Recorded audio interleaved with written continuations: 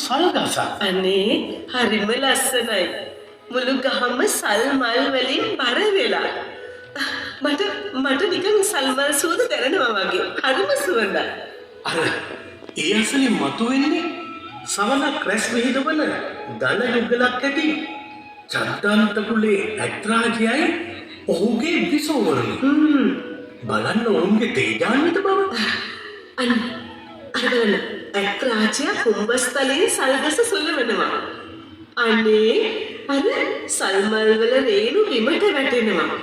අර යටි සුළඟ දිශාවට ඉන්න මහා සුභද්‍රා ඇතින්න මල් රේණු මල් පෙති වලින් වැසී යන හැටි බලන්නකෝ. අර ඇගේ ඇස්වල තියෙන ප්‍රේමණීය බව.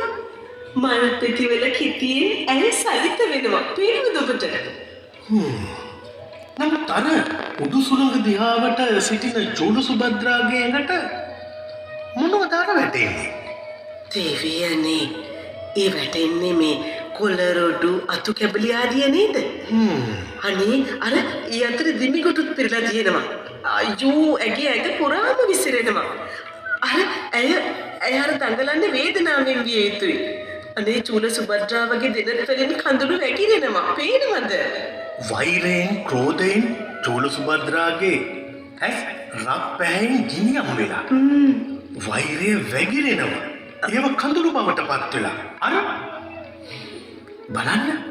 අර ඒ සමගම අර මතුවෙන නාගපෙණ දිහා. අර වෛරය නාගපෙණ වගේ මතුවෙනවා.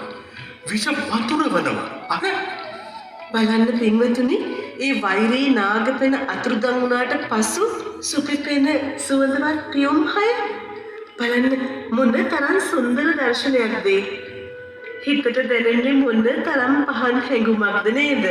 ඇත්තමයි. කොහොම හිතන්නද?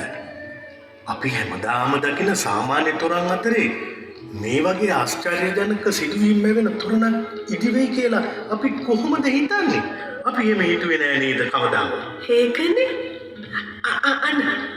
අර පේනවද කමන මුළු මාලිගාවම ගිනියම් රත් පැහැයකින් බබලනවා. මේ මට මතක් වෙනවා එදා සල්ගස ළඟදී චූල සුභද්‍රාවගේ නෙත් එක. ඔව් එදා ඒ ඇස් දෙක වෛරයෙන් රත් පැහැ වෙලා තිබුණේ ඔය විදිහටමයි. මතකද ඔබට? ඔව්. ඇත්තටම අපි මේ ඉන්නේ විසක් තොරණක් ළඟද? එහෙම නැත්නම් මේ වගේ ආශ්චර්යජනක දේවල් සිදුවෙන වෙනත් ලෝකයකද? නෑ.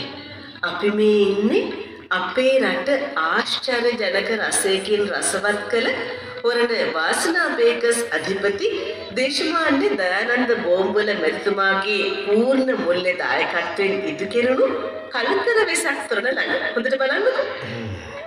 මේ වගේ අරුම පුදුම නිර්මාණ කරන්න නම් ඉතින් අපේ රටේ නිර්මාණශීලී තරුණ විදුලි තාක්ෂණ වේදිකා ලක්ෂාන් ඉලෙක්ට්‍රිකල්ස් අධිපති සකින් ලක්ෂාන් එක්ක කවුද එකතු විය යුත්තේ? එහෙමනම් ඉතින් චිත්‍ර මූර්ති කලාවන් වල ප්‍රවීණ ඔබ නරඹපු මේ දැවැන්ත විශ්වද නිර්මාණය ඔබට ලස්සනයි කියලා දැනුණා. ලබන වර්ෂයේ මේකත් වඩා දැවැන්ත නිර්මාණයක් කළුගන්තොට පුරවරයට අරගෙන එන්නට කොරණ වාසනා බේකර්ස් අධිපතිතුමන්ට වර්ණිකේ